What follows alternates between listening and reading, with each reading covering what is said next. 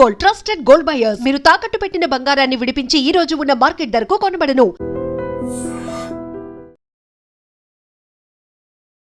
Hi నమస్తే, welcome to IT media. నేను మీ రుద్దం శ్రీనివాస్. ఇటీవల America OPT scam, visa scam ఒకటి వెలుగు చూసింది. దీనిపైన ఐసీఈ చాలా సీరియస్గా రెస్పాండ్ అయింది. దాదాపు 10,000 మంది స్టూడెంట్స్ను టార్గెట్ చేసినట్లుగా మనకు వార్తలు వస్తున్నాయి. వీటిలో మెజారిటీ స్టూడెంట్స్ ఇండియా నుంచి ఉన్నారనేది కూడా మనకు తెలుస్తుంది అక్కడ వచ్చినటువంటి వార్తల నేపథ్యంలో. దీనికి సంబంధించి ఈ విషయంపై మనతో మాట్లాడడానికి జియో పొలిటికల్ అనలిస్ట్ అలాగే ఎన్ఆర్ఐ వ్యవహారాల ఎక్స్పర్ట్ సురభి గారు మనతో ఉన్నారు. నమస్తే సురభి గారు.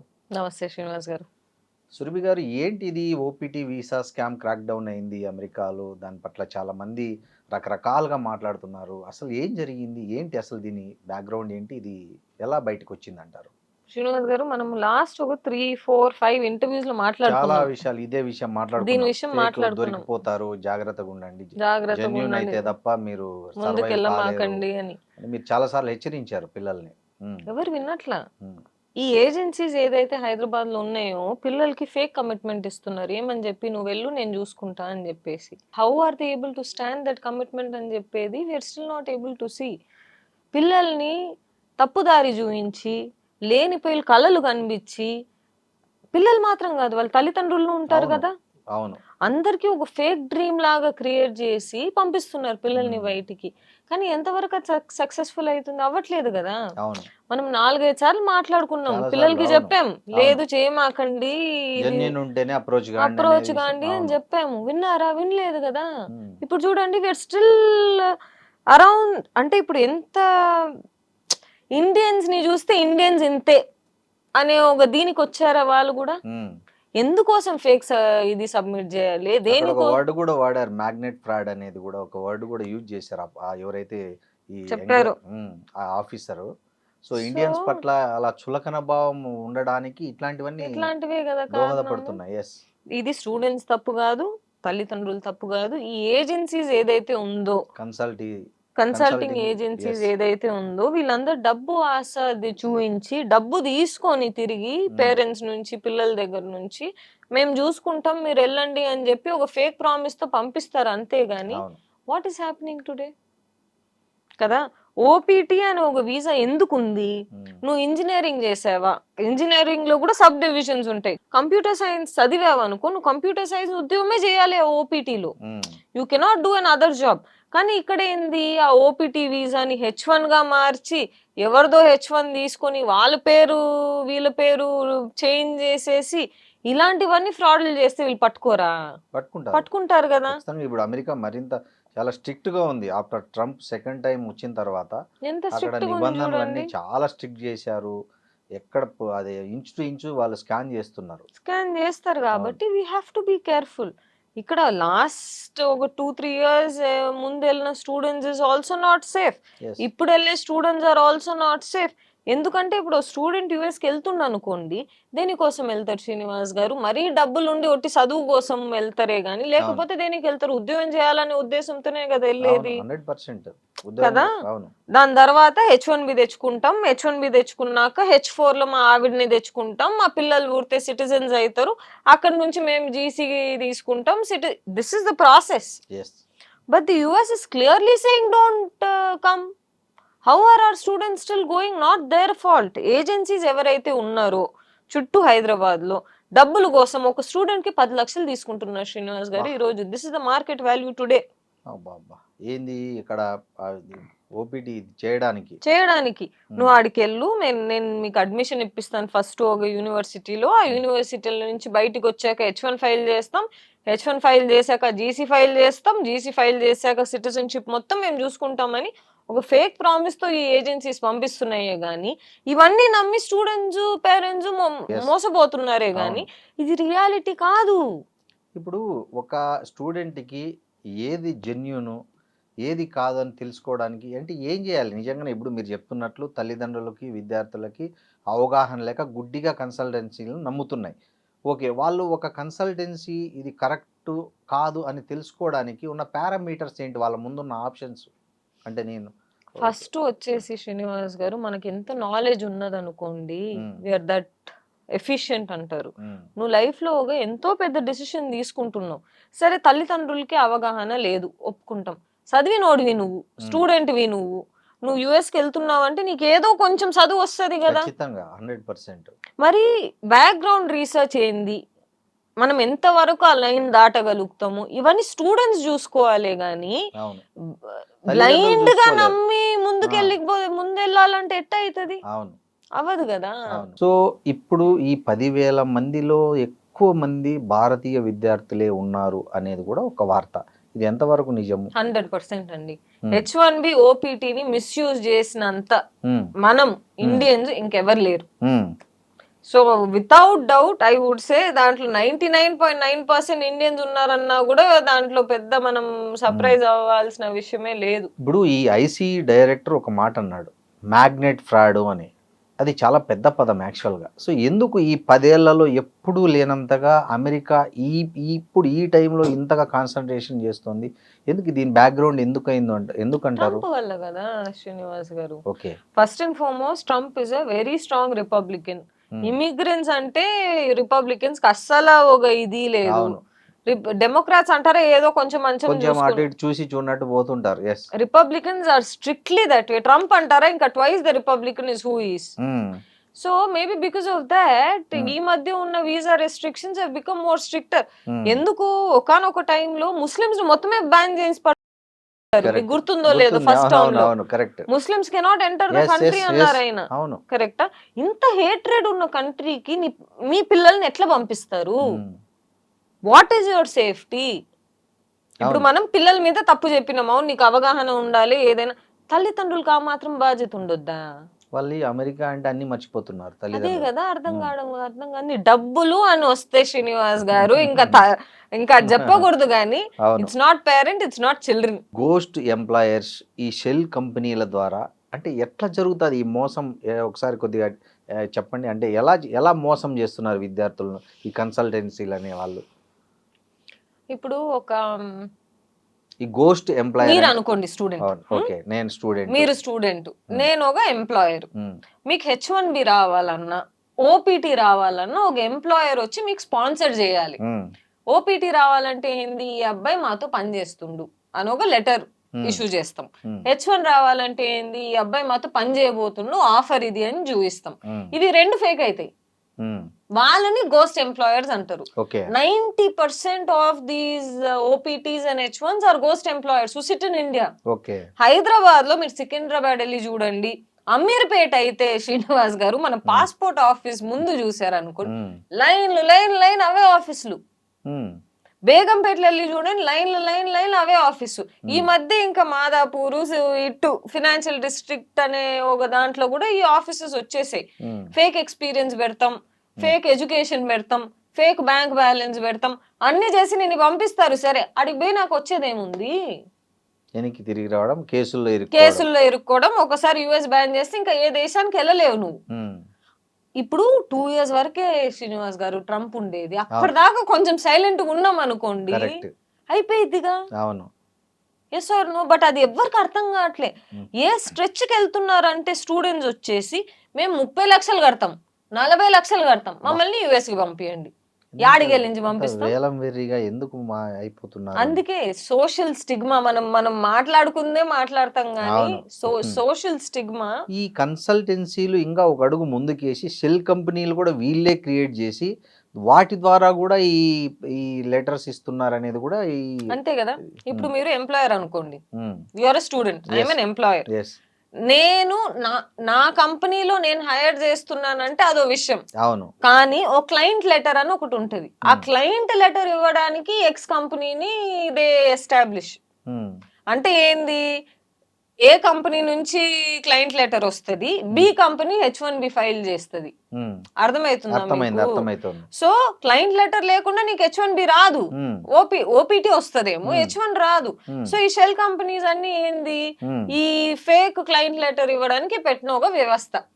ఇవన్నీ స్టూడెంట్స్ కి అర్థం కాదు. మేము అన్ని చూసుకుంటామని ఈ అమీర్పేటలో ఉన్న కన్సల్టెంట్స్, బేగంపేటలో ఉన్న కన్సల్టెంట్స్, ఇప్పుడు మాదాపూర్, హైటెక్స్ అందరు చెప్తారు మేము పంపిస్తామని. కానీ డీపోర్ట్ అయ్యే ఛాన్సెస్ ఇప్పుడు చూడండి ఎంత ఉందో. చాలా ఉంది. ఇంకోటి ఇక్కడ చాలా సెన్సేషనల్ విషయం ఏంటంటే ఇండియా నుంచి హెచ్ఆర్ యాక్టివిటీస్ పెట్టే కంపెనీల మీదే అక్కడ ఐసీఈ ఎక్కువ ఫోకస్ పెట్టిందనేది తెలుస్తుంది మనకు అమెరికా నుంచి వచ్చిన వార్తల నేపథ్యంలో. ఇది నిజంగా నిజమైతే మాత్రం ఇక్కడ అమెరికా సంస్థలకు మీద ఆధారపడి ఇక్కడ హెచ్ఆర్ కార్యకలాపాలు నిర్వహించే ఐటీ కన్సల్టెన్సీల పరిస్థితి ఎలా ఏంటి, అసలు వాళ్ళకు ఉపాధి కోల్పోవడమేనా? యుఎస్ మర్చిపోండి శ్రీనివాస్ గారు, Okay. ఇండియన్ స్టాఫింగ్ తీసుకోండి మీరు. Hmm. ఇండియాలో నీకు ఒక జాబ్ రావాలంటే హైదరాబాద్ తీసుకుందాం, take the top 5 or 6, take 20 for Okay. Example. నీకు ఒక జాబ్ రావాలంటే అనుకోండి, ఒక పోర్టల్ ఉంటది నాక్రీ అని చెప్పేసి. ఫస్ట్ అండ్ ఫార్మోస్ట్ ఆ పోర్టల్ ని మనం ఇండియా నుంచి తీసేసేయాలి. ఎందుకని కూడా చెప్తాం. ఆ పోర్టల్ ఏం చేస్తుంది, ఫస్ట్ ఎంప్లాయర్స్ దగ్గర నుంచి ఎంత డబ్బులు గుంజుతుందో, ఇప్పుడు నేను నాక్రీ లాగిన్ అయ్యి మీ రెజ్యూమే చూడాలనుకోండి, ఒక్కొక్క రెజ్యూమేకి 20 rupees 25 rupees is what Naukri charges today. Okay, ఇది ఎవరైతే రెజ్యూమే అప్లోడ్ చేస్తున్నారో వాళ్ళకి తెలియదు. దానిపైన సర్వీస్ ఏముంటది, ఎంప్లాయీ ద్వారా వస్తే అంటే స్టూడెంట్ ఎంప్లాయీ మీ రెజ్యూమే చేయడానికి ఇంత డబ్బులు తీసుకుంటాం, మిమ్మల్ని హైలీ మార్కెట్ చేయడానికి ఇంత డబ్బులు తీసుకుంటాం అని నాక్రీ చెప్తారు. ఇక్కడ ఎంప్లాయర్ సైడ్ లో ఏంది, 20 రూపీస్ ఒక రెజ్యూమే కట్టాలి. అలాంటి రెజ్యూమేస్ ఎన్ని ఉంటాయి ఇండియాలో మొత్తం కలిపితే? ఈ నాక్రీ అనే ఒక పోర్టల్ తప్పితే ఇంకా ఏ పోర్టల్ లేదు ఇండియాలో. లింక్డ్ఇన్ కూడా సెకండరీ అంటారు. లింక్డ్ఇన్ కూడా సెకండరీనే నాక్రీకి వస్తే. అంటే ఓ లెవెల్ వరకు నాక్రీ యూజ్ చేస్తారు, ఓ లెవెల్ తర్వాత లింక్డ్ఇన్ యూజ్ చేస్తారు. కానీ లింక్డ్ఇన్ ఎంత ఎక్స్పెన్సివ్ అనుకుంటున్నారు మీరు? ఎంత 76 లక్షలు 78 లక్షలు కడితే ఒక 4-5 పోస్టింగ్స్ వస్తాయి లింక్డ్ఇన్ లో. హెచ్ఆర్ లకు ఎవరైతే ఉన్నారో ఫస్ట్ నాక్రీ కాస్ట్ లింక్డ్ఇన్ కాస్ట్ ఉంటది. తర్వాత ఏంది, హెచ్ఆర్ ఎవరైతే ఆడ కూర్చున్నాడో, టాలెంట్ అక్విజిషన్ హెడ్ ఎవరైతే కూర్చున్నాడో, రిక్రూటర్ ఎవరైతే కూర్చున్నారో, వీళ్ళందరికీ డబ్బులు ఇస్తే ఓ అబ్బాయికి ఉద్యోగం వస్తుంది.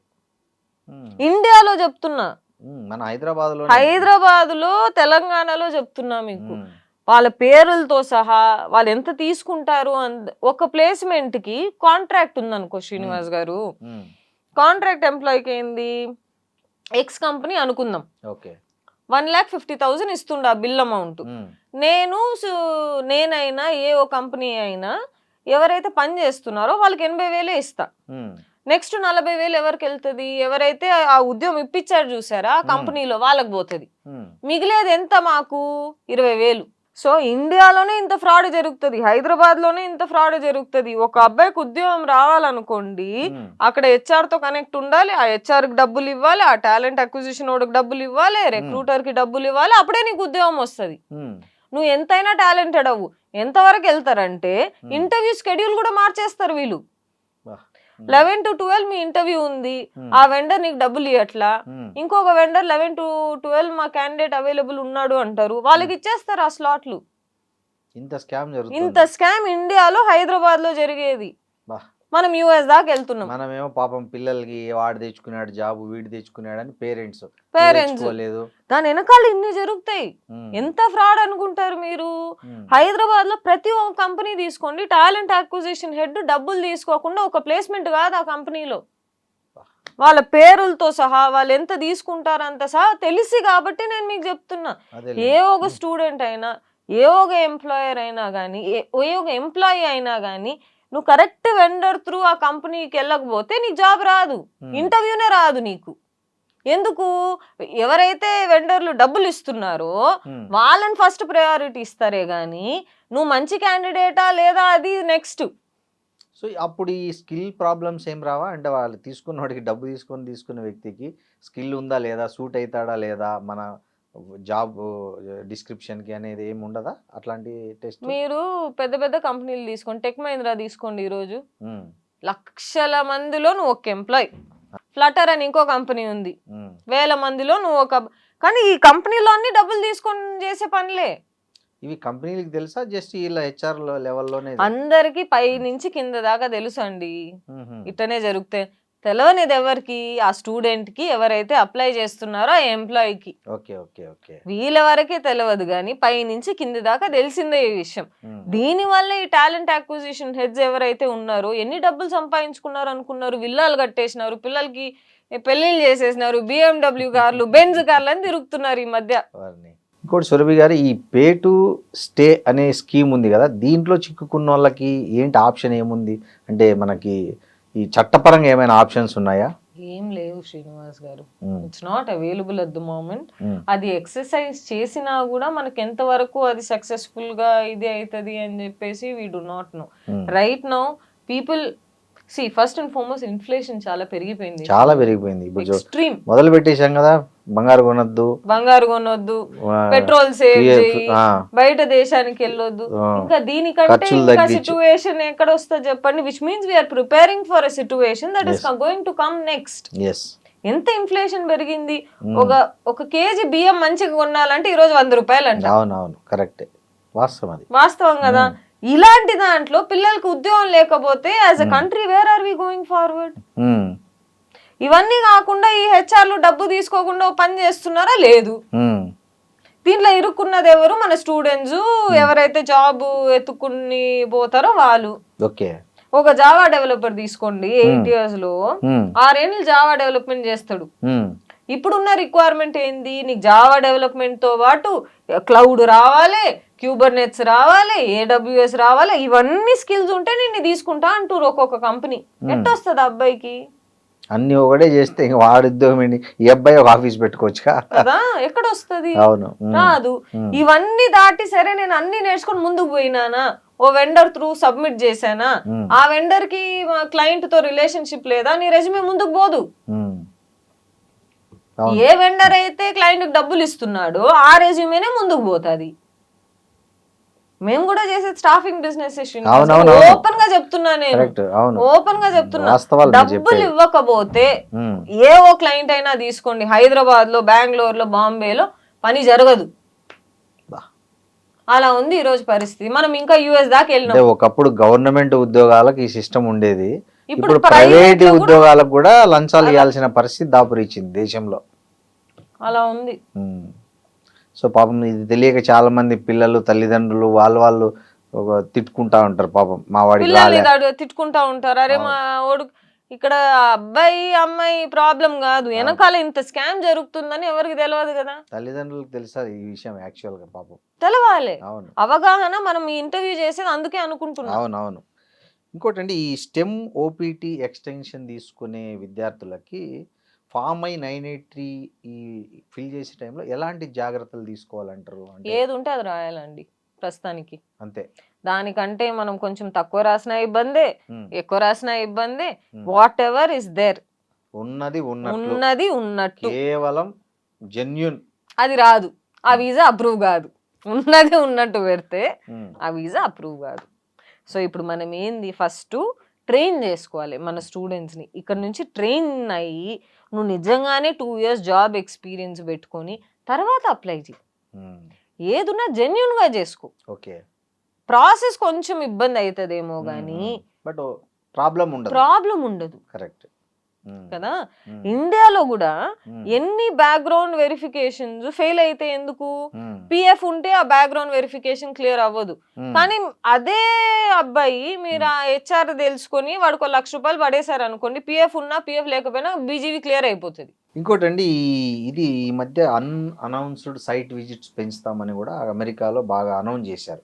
అలాగే పెంచారు కూడా ఈ మధ్య. మీరు కొన్ని సిటీల్లో చూస్తే చాలా ఒక 1 weekలోనే దగ్గరగా నా దగ్గర ఉన్న డేటా ప్రకారము ఈ టెక్సాస్, వర్జీనియా, న్యూయార్క్ వంటి రాష్ట్రాల్లోనే వారంలోనే 18 సైట్ విజిట్స్ జరిగాయంట. సో ఇలాంటి సైట్ విజిట్స్ జరిగినప్పుడు అక్కడ ఆఫీస్లో ఏ కారణం వల్ల వాళ్ళు లేకపోతే ఏంటి పరిస్థితి? అసలు డిపోర్ట్ చేస్తారు కదా. డిపోర్టే.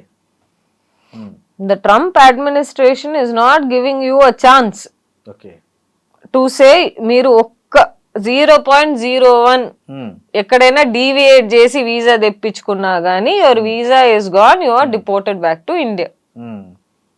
ప్రస్తుతం ఉన్న సిచ్యువేషన్ అయితే అది. ఇంకోటి, రిమోట్ వర్క్ చేస్తున్న వాళ్ళ ఉద్యోగులు ఏమైనా సడలింపు ఉంటుందంటారా? రిలాక్సేషన్ ఉంటుందంటారా? లేకపోతే వాళ్ళకి ఏమన్నా కోవిడ్ టైంలో మనం ఏం చేసామంటే మరి కొంచెం అతి తెలివి యూజ్ చేసి మూన్ లైటింగ్ అని చేసేవాళ్ళం. మూన్ లైటింగ్ అంటే ఏంది, ఒక ఉద్యోగం చేసుకుంటూ ఇంకో ఉద్యోగం తెలియకుండా ఇంకో ఉద్యోగం దొంగచాటుగా ఇంకో ఉద్యోగం చేసేదాన్ని. అందుకోసం ఈ రోజు వర్క్ ఫ్రమ్ హోమ్ అనేది ప్రతి ఇండియన్ కి, అంటే మనకు ఆపర్చునిటీ వస్తుంది శ్రీనివాస్ గారు, దాన్ని మనం కరెక్ట్ గా వాడుకోవాలి. వాడుకోకుండా త్వరగా డబ్బులు చేసేద్దాం, 2 జాబులు చేద్దాం, ఇవన్నీ ఎక్కడి నుంచి పనికి అవుతుంది? ఎందుకు నమ్ముతారు ఎంప్లాయర్స్ అయినా? నేను నమ్మరు కదా. ఇప్పుడు యుఎస్ మొత్తం ఇండియా మీద పడింది ఎందుకు? మనం అంత మిస్యూజ్ చేసేసుకున్నాం. ఓపీటీని, సిపిటీని, గ్రీన్ కార్డ్ ని, సిటిజన్షిప్ ని అంత మిస్యూజ్ చేసేసుకున్నాం మనం. ఇంకోటి ఈ స్కామ్ లో నేమ్స్ ఎవరైతే రిజిస్టర్ అయి ఉంటాయో వాళ్ళకి ఫ్యూచర్ లో H1 గానీ గ్రీన్ కార్డ్ ప్రాసెస్ లో ఏమైనా ఇబ్బందులు ఉంటాయి? ఖచ్చితంగా వస్తాయి కదా. రాదు వీసా, మర్చిపోవాల్సిందే. ఇంకా H1B రాదు, గ్రీన్ కార్డ్ H1B రాకపోతే గ్రీన్ కార్డ్ అసలుకే రాదు. నువ్వు ఇంకా మరి EB5 చేసుకుంటావా? నువ్వు ఎంత 10 కోట్లు అనుకుంటా ఇప్పుడు. 10 కోట్లు కాదు, 10 మిలియన్, సారీ 7 మిలియన్ చేశాడు. 7 మిలియన్ అంటే ఎంత? 7 into 8 is what you have to pay, right? Who is going to pay that kind of money? Nobody will know. US is a bad option అండి. ట్రంప్ ఉండేదాకా US is a bad option. ఇండియాలో కూడా we are now thinking of a strategy where we are able to file a case against HRs who are taking money for placements inside Hyderabad. If that is not the case, Telangana అబ్బాయిలకి, తెలంగాణ అమ్మాయిలకి తెలంగాణలో ఉద్యోగం రాదు. మీరు notice చేశారు ఎప్పుడైనా? బెంగళూరులో పోయి పని చేసుకుంటారు, చెన్నైలో పోయి పని చేసుకుంటారు. ఎందుకు ఇక్కడ ఉద్యోగం రాదు అనుకుంటారు? ఎందుకంటే ఈ హెచ్ఆర్లన్నీ డబ్బులు తీసుకుని వాళ్ళ రెజ్యూమేలు కూడా ప్రాసెస్ చేయకపోవడం వల్ల, వేరే వెండర్ త్రూ డబ్బులు తీసుకొని ఈ వెండర్ దగ్గర డబ్బులు తీసుకోలేకపోవడం వల్ల, ఏ వెండర్ అయితే నీకు డబ్బులు ఇస్తున్నారో వాళ్ళ రెజ్యూమేస్ ఫస్ట్ ఫార్వర్డ్ చేసి వాళ్ళకి ఇంటర్వ్యూలు పెట్టించి వాళ్ళ ప్లేస్ అయితే నీకు పర్సెంటేజ్ వస్తుంది అని. ఇది ఎక్కడ తీసుకోండి, జాబులు, education has become a business, health care also has become a business. It's no longer service. ఇంకోటి సురభి గారు, కొంతమంది జెన్యున్ గా కంపెనీల్లో పనిచేస్తుంటారు, తెలుసో తెలియకో ఇట్లాంటి స్కాముల్లో ఇరుక్కుంటారు. వాళ్ళ పరిస్థితి ఏంటంటారు? అంటే వాళ్ళు నిజంగా జెన్యున్గా చేస్తుంటారు కానీ ఎవరి కోసమో ఇట్లాంటి ఫేక్ కొన్ని చేసింటారు. వాళ్ళ పరిస్థితి ఏంటంటారు? ఇండియాలో అయితే BGV is very strict Srinivas గారు. పిఎఫ్ అని ఒకటి ఉంటుంది, ప్రావిడెంట్ ఫండ్. ప్రావిడెంట్ ఫండ్ మీకు క్లియర్ అయ్యేదాకా ఇండియాలో మీకు ఉద్యోగం రాదు. ఫార్మ్ 16 అనేది లేకపోతే ఇండియాలో యూ వోంట్ క్లియర్ బీజీవీ. ఇండియాలోనే ఇన్ని రెస్ట్రిక్షన్స్ ఉంటాయి. So until you have PF, until you have form 16, pay slips, bank statement ఇవన్నీ మ్యాచ్ అయ్యేదాకా నీకు ఇండియాలో బీజీవీ క్లియర్ అవ్వదు.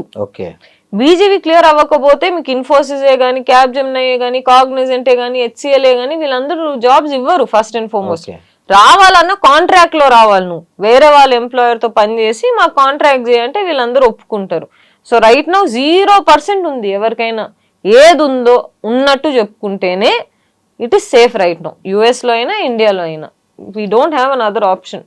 చాలా మంది పాపం పేద మధ్యతరగతి విద్యార్థులు తెలుసో తెలియకో ఈ స్కామ్లో వాళ్ళు పార్ట్ అయిపోయారు. సో వాళ్ళు ఇప్పుడు దీని నుంచి బయటపడే మార్గం లేదా? అంటే జెన్యున్గా వాళ్ళు బయటపడాలనుకుంటే ఏంటి ఆప్షన్ ఏముంది వాళ్ళకి? అంటే ఇప్పటిదాకా రెజ్యూమే ఏమైతుందో అవన్నీ తీసేసేయాలి. బ్రేక్లో ఉన్నాను నేను ఒక 7 years 6 years, తర్వాత ఇప్పుడు ఉద్యోగంకి వస్తున్నా అని చెప్పుకోవాలి. కానీ ఫేక్ ఎక్స్పీరియన్స్ పెట్టుకోలేం శ్రీనివాస్ గారు. ఓకే, ఫేక్ ఎక్స్పీరియన్స్ పెట్టుకున్నా కానీ యూ కెనాట్ క్లియర్ బీజీవీస్. చాలా కష్టం.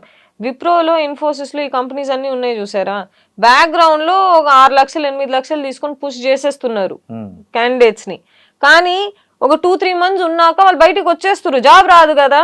ఎవడైతే పుష్ చేశాడో వాడు పుష్ చేసేస్తాడు. సరే 2-3 నెలల తర్వాత నీకు ఆ జాబే రాదు, ఏడుకెళ్ళి పెట్టుకుంటారు? పెట్టుకోరు కదా, తీసేస్తారు. ఇప్పుడు ఇట్లాంటి మధ్య అటు ఇటు కాకుండా అయిపోయిన చాలా మంది స్టూడెంట్స్ పరిస్థితి అగమ్య గోచరంగా ఉంది. ఇప్పుడు అటు కాక ఇటు కాక అదేదో ఆ అమ్మగారిల్లు తరిమేసింది, అత్తగారిల్లు పంపించేసింది అన్నట్టు అయిపోయింది వీళ్ళ పరిస్థితి. వీళ్ళు ఇప్పుడు ఎవరి మీద చర్యలు తీసుకోవాలంటారు? అంటే కన్సల్టెన్సీల మీద చర్యలు తీసుకోవాలన్నా ఏం చేయాలి అసలు? తల్లిదండ్రులు ఇట్లా మోసం చేయకూడదంటే ఇంకొకసారి ఎవరైనా తల్లిదండ్రులు కానీ స్టూడెంట్స్ కానీ ఏం చేస్తే బెటర్ అంటారు మీరు? Don't take short cuts. Okay, ఏదున్నా ఉన్నట్టు చూయించుకున్నాం అనుకోండి, మనలోనూ కూడా కొంచెం ధైర్యం వస్తుంది శ్రీనివాస్ గారు. ఐటీ అనేది ఇండియాలో చాలా it's become to a point where it's become low than it used to be before. It's not like how it used to be before. IT jobs, ఇవన్నీ ఇప్పుడు లేవు. సో మనం లాస్ట్ టైం మాట్లాడుకున్నాం, పిల్లలకి ఏ ప్యాషన్ ఉందో దాన్ని ఎంకరేజ్ చేయాలి కానీ పేరెంట్స్ ని. అవును కదా. మనం ఇప్పుడు కూర్చొని నువ్వు ఐటీ చేయి, నీ కోడింగ్ రాకపోతే పీకేస్తారు నిన్ను. నువ్వు ఎంత ఫోర్స్ చేయి నీ కొడుకు నీ కూతుర్ని కోడింగ్ నేర్చుకొని రాకపోయే ఏం చేస్తాం? అంతే కదా, వాళ్ళకి బ్రెయిన్ ఎంత ఆ బ్రెయిన్ కూడా కాదు, it is about your passion, interest లేకుండా తల్లిదండ్రులు నువ్వు డాక్టర్ అవ్వు, ఇంజనీర్ అవ్వు, ఈ కోర్స్ తీసుకో ఆ కోర్స్ తీసుకో, పిల్లల్ని ఇబ్బంది పెట్టారు అనుకోండి, ఇంకా వాళ్ళ లైఫ్ పోయినట్టే. It's not like how it use to be before. So ఈ స్కామ్ లో భారతీయులు, ముఖ్యంగా మన తెలుగు వాళ్ళు ఎంతమంది ఎఫెక్ట్ అయ్యే అవకాశం ఉంది యాజ్ పర్ మీ నాలెడ్జ్ ప్రకారం? 60-70% ఆఫ్ ద స్టూడెంట్స్ అండి. ఓకే, ఈజీగా 60-70% of the student get affected. ఒకటి యుఎస్ పంపిస్తా అని చెప్పేసి ఫేక్ చేస్తారు. రెండోది ఏంది, ఇండియాలో వచ్చేసి నువ్వు రెజ్యూమే నాకరీలో అప్లోడ్ చేయి, ఎక్కడైనా అప్లోడ్ చేయి, ఆ వెండర్ కి ఆ క్లయింట్ కి రిలేషన్షిప్ లేకపోతే నీకు ఉద్యోగం రాలేకపోతే ఇంకా నెక్స్ట్ ఆప్షన్ ఏమని ఎత్తుక్కుంటారు, యుఎస్కి పోదాంరా, అటు పోదాంరా, ఇటు అక్కడ నువ్వు బాయే. The whole world economy is down. మన దేశందే కాదు, economy on its whole is down. ఏం చేస్తాం మరి? కానీ కాంటెంట్ క్రియేటర్స్ చూడండి, డబ్బులు సంపాదించుకోగలుగుతున్నారు. లక్షలు. ఫోటోగ్రాఫర్స్ చూడండి సంపాదించుకోగలుగుతున్నారు. షెఫ్స్ ఈ రోజు చూడండి, ప్లంబర్స్ చూడండి, ఎలక్ట్రీషియన్స్ చూడండి. How many people are not able to make money? Doctor అయితేనేనా డబ్బులు సంపాదించేది, ఇంజనీర్ అయితేనేనా డబ్బులు సంపాదించేది? నేను మొన్న రీసెంట్ గా మా ఏసీకి చిన్న రిపేర్ ఉందో లేదో తెలియదు నాకు, ఎందుకు వాటర్ వస్తుందని ఫీల్ అయ్యి బుక్ చేస్తే 670 రూపీస్ జస్ట్ విజిట్ వచ్చిపోయినందుకు. మెకానిక్ వచ్చాడు, చూశాడు, ఏమీ లేదు, ఇది నార్మల్, ఎక్కడ బయట వాటర్ అప్పుడప్పుడు వస్తుంది, ఏం కాదు, మీరు దీని గురించి టెన్షన్ పడద్దని చెప్పి వెళ్ళిపోయాడండి. జస్ట్ అంతే, ఇట్లా ఇంచు కూడా ఒక చిన్న వర్క్ కూడా చేయలే. 670 రూపీస్ నేను అర్బన్ కంపెనీకి పే చేశాను. దాంట్లో 500 రూపీస్ అబ్బాయికి వస్తుందంట. ఏంది జస్ట్ విజిట్, ఒక 10 విజిట్లు, జస్ట్ 10 విజిట్లు పెట్టుకోండి. హైదరాబాద్ లాంటి సిటీల్లో 5000 రూపీస్. మీరు ఏ సాఫ్ట్వేర్ ఎంప్లాయీ సంపాదిస్తున్నారండి? లేదు కదా. అంటే పేరెంట్స్ కూడా ఆల్టర్నేటివ్స్ మీద దృష్టి పెట్టాలి. ఇది తప్పు, ఇది తక్కువ, ఈ ఉద్యోగం చేస్తే గొప్ప, ఈ ఉద్యోగం చేస్తే తక్కువ అనే ఆ ఫస్ట్ మీరన్న సోషల్ స్టిగ్మా ఫస్ట్ తల్లిదండ్రుల్లో పోవాలి. తర్వాత స్టూడెంట్స్లో కూడా ఏదైనా సరే మనకి ఉపాధిని ఇచ్చేది మనం సెలెక్ట్ చేసుకుందామనే ఒక స్పోర్టివ్నెస్ కూడా రావాలి. మనకి ముందున్న తల్లిదండ్రులు శ్రీనివాస్ గారు ఒక థాట్ ప్రాసెస్ లో ఉన్నారు. ఆ థాట్ ప్రాసెస్ ఇప్పుడు పనికి రాదు. చాలా మారిపోయింది, డైనమిక్స్ చాలా మారాయి. పిల్లలకి అర్థమవుతుంది అది, కానీ పిల్లలు ఎదురు చెప్పలేకపోతున్నారు తల్లిదండ్రులకు. ఎందుకు? తల్లిదండ్రులు ఇట్లా పెంచారు కాబట్టి, వాళ్ళు మనల్ని ఎడ్యుకేట్ చేశారు కాబట్టి మనకు బాధ్యత ఉంది. అవునా, బాధ్యత ఉంది, కానీ స్వత బ్రెయిన్ ఉండాలే కదా నువ్వు ఆ డెసిషన్ తీసుకోవడానికి. ప్రతిదీ తల్లిదండ్రులు చేసినట్టు మనం ముందుకు పోతే ముందున్నట్టు ఇప్పుడు లేదు కదా. ఐటీ జాబులు ముందు ఉండేది, డాక్టర్ జాబులు ముందు ఉండేది, లాయర్ జాబ్ ఇప్పుడు ఎక్కడుంది? నేను మీ రీసెంట్గా ఒక హోటల్కి వెళ్ళి జనరల్గా అడిగా చెఫ్ని, ఎంత ఉంటుంది మీ శాలరీ అంటే ఇయర్లీ 60 lakhs అన్నాడు. మీరు నమ్మండి నమ్మకపోండి, నేనైతే లిటరల్గా షాక్ అయిపోయాను. ఒక 3 star హోటల్లో ఒక చెఫ్ శాలరీ ఇయర్లీ 60 lakhs అంటే మీరు ఊహించుకోండి. So you have to let children do. వాళ్ళకి దేంట్లో ఇంట్రెస్ట్ ఉందో వాళ్ళు దాంట్లోనే ముందుకు వెళ్ళాలి. కానీ ఐటీ జాబులు చేసుకోండి, డాక్టర్లు అవ్వండి, ఇంజనీర్లు అవ్వండి అని తల్లిదండ్రులు ఫోర్స్ చేశారు అనుకోండి. ఫోర్స్ కూడా కాదు శ్రీనివాస్ గారు, నాకు తెలిసిన ఎన్నో పిల్లలు తెలుసు ఎంత ఫోర్స్ వల్ల డిప్రెషన్. ఒక అబ్బాయి అయితే మా దగ్గర పని చేసేవాడు, కోపం వస్తుందని టాబ్లెట్లు వేసుకుంటాడు. ఇప్పుడు ఊర్లో ఉండేవాడు ఇప్పటిదాకా, ఇప్పుడు కూడా ఊర్లోనే ఉండు. ఊర్లో అందరు ప్రెషర్ పెట్టారు, ఏం చేస్తున్నావు నువ్వు, మా అబ్బాయిలందరూ యూఎస్కి పోయినావు, నువ్వు ఎందుకు యూఎస్కి పోలే అంటే, మొన్న ఆ టాబ్లెట్లు తీసుకొచ్చి చూపిస్తాను నాకు, మేడం నేను ఈ టాబ్లెట్లు వేసుకుంటాను, కోపం వస్తాను, నాకు మమ్మీ డాడీ మీద కోపం ఎట్లా చూపించాలో తెలవకుండా టాబ్లెట్లు వేసుకుంటున్నాను. ఎంత వయసు ఆ అబ్బాయిది? 27. ఇప్పటికే ఎక్కువ అయిపోయారు. బాలానగర్లో 18,000 14,000కు ఇంజనీర్లు ఒక 2 కిలోమీటర్ల క్యూ కడుతున్నారు. ఎప్పుడన్నా ఏదైనా కంపెనీ మీరు చెప్పినట్లే రంది ఇక్కడ జాబ్ ఆపర్చునిటీ ఉందని వస్తే గన అక్కడ ఎంతమంది క్యూ కడుతున్నారు చూడండి. ఒక జాబ్కి 1000 మంది ఉంటే 7 కిలోమీటర్స్ అవుతుంది ఆ జాబు. ఆ జాబులో కూడా ఈ టాలెంట్ అక్విజిషన్ వాళ్ళు, హెచ్ఆర్ వాళ్ళు, వీళ్ళందరూ డబ్బులు తీసుకొని తెలిసిన క్యాండిడేట్లు మాత్రం పంపిస్తే what is the point? Point ఉండదు కదా ఆడ. అది నేను చెప్పేది. మనం ఎంతసేపు ఇంకా ఇదే మన జీవితం, ఇదే మన భూలోకం, ఇదే ప్రపంచం అని బతికామనుకోండి, పిల్లలు ఇబ్బంది పడతారు.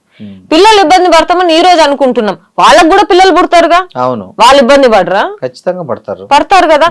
అంటే ఈ రోజు తల్లిదండ్రులు నా కొడుకుకి ఏం మంచిదని డెసిషన్ తీసుకుంటే ఏదో ఒక రోజు వాళ్ళకు కూడా కొడుకు పుడతారు కదా. అవును, అప్పుడు వాళ్ళ ఫ్యామిలీ గురించి వాళ్ళు చూసుకోవద్దు. మరి ఈ రోజు నేను చెప్పిన మా తల్లిదండ్రులు ఏం చెప్తే అది చేయాలి, ఈ సోషల్ స్టిగ్మాలు మెయింటైన్ చేయాలి, ఎట్టయితుంది శ్రీనివాస్ గారు? పిల్లలకి అవ్వదు కదా. అవ్వదు. సురభి గారు, ఫైనల్గా మీరు ఈ అంటే చాలాసార్లు చెప్పారు, ఇంకొకసారి మీతో చెప్పిద్దామని అడుగుతున్నా. ఏం చెప్తారు స్టూడెంట్స్కి, ఏం చెప్తారు పేరెంట్స్కి, ఏం చెప్తారు? ఈ అమెరికా కళల నుంచి వాళ్ళు మేల్కోవాలంటే వాళ్ళు ఫస్ట్ చేయాల్సిన పని ఏంటి? సోషల్ స్టిగ్మా అనేది మర్చిపోవాలి శ్రీనివాస్ గారు. పరువు ఈ ఒక్క వర్డ్ ఉంది చూసారా, ఎన్ని డెసిషన్స్ లైఫ్ లో తీసుకోబోతుందో. మీరు కూడా తెలుగోలే, మేము కూడా తెలుగోలమే, ఇండియాలో పుట్టినోళ్ళమే, హైదరాబాద్ లో ఉన్నోళ్ళమే, Telangana Andhra. So what is our entire ఇది పరువు. ఆ పరువు అనేది కాసేపు పక్కన పెట్టి నీ బిడ్డకేంది మంచిది, నా బిడ్డ సంతోషంగా ఉంటాడా అనే ఒక ఆలోచనతో ముందుకు పోయినామనుకోండి, కొంచెం సెక్యూర్గా ఉంటారు, పిల్లల్ని కాపాడుకోగలుగుతారు. ఇప్పుడు కూడా సోషల్ స్టిగ్మా, డబ్బులు ఇవన్నీ చూసుకొని ముందుకు పోయినాం అనుకోండి, డిప్రెషన్ అని 40 ఏళ్ళకి 35 ఏళ్ళకి హార్ట్ అటాక్ వచ్చి పోతా ఉన్నారు పిల్లలు. అవునండి, చాలా మందికి, ఎన్నో జనాలు. మీరు నమ్మరు, ఇది 1 వీక్ ముందు జరిగింది. మాకు ఇన్సూరెన్స్ ఇస్తానని చెప్పేసి మా సునీత్ వాళ్ళ కజిన్, మన ఎంప్లాయీస్ కన్నా ఇన్సూరెన్స్ తీసుకుందాం అని చెప్పి వచ్చారు ఆ మనిషి. ఆ మనిషి ఇంత అవుతుంది మేడం ఇన్సూరెన్స్ కి, ఇవన్నీ చెప్పారు. చెప్పిన తర్వాత 2 days తర్వాత ఆ మనిషికి హార్ట్ అటాక్ వచ్చింది. బాగున్నాడు ఆ మనిషి, మాకొచ్చి హెల్త్ ఇన్సూరెన్స్ తీసుకోండి అని చెప్పి, మన ఎంప్లాయీస్ కన్నా ఎంత హెల్త్ ఇన్సూరెన్స్ తీసుకోవాలి. ఆ మనిషికి హార్ట్ అటాక్ వచ్చి బాయే. అతనికి ఉంది కానీ చెప్తున్నా ఎంత స్ట్రెస్ పడుతున్నారు అంటే. వాళ్ళకు టార్గెట్ చాలా టార్గెట్స్ ఉంటాయి. జాబ్ చేసే వాళ్ళకి మామూలు టార్గెట్స్ ఉండవు అనుకుంటాం ఈ రోజు. కానీ ఈ స్ట్రెస్ వల్ల nobody is happy Srinivas garu. As a country, as India, is any family going to bed కొంచెం పీస్ఫుల్ గా. ఏదో ఒక సమస్య, డబ్బులు, ఆరోగ్యము, పరువు, ఇవన్నీ డెసిషన్స్ తీసుకునేది దేనికి? పరువు వల్ల. పరువు నువ్వు కొంచెం పక్కన పెట్టి నీ బిడ్డ మెంటల్ హెల్త్, ఫిజికల్ హెల్త్ గురించి ఆలోచించండి. తనకి ఏం ఇష్టం ఉందో దాంట్లో ముందు దారి చూపిస్తే ఎందుకు వస్తుంది స్ట్రెస్ ఆ బిడ్డకైనా? సో ఫైనల్ గా స్టూడెంట్స్, తల్లిదండ్రులు పిల్లల ఇష్టాలను గౌరవించండి. తల్లిదండ్రులు వాళ్ళని దయచేసి ఇబ్బంది పెట్టద్దండి అని మంచి సందేశం ఇచ్చారు. థ్యాంక్ యూ శ్రీనివాస్ గారు. Thank you.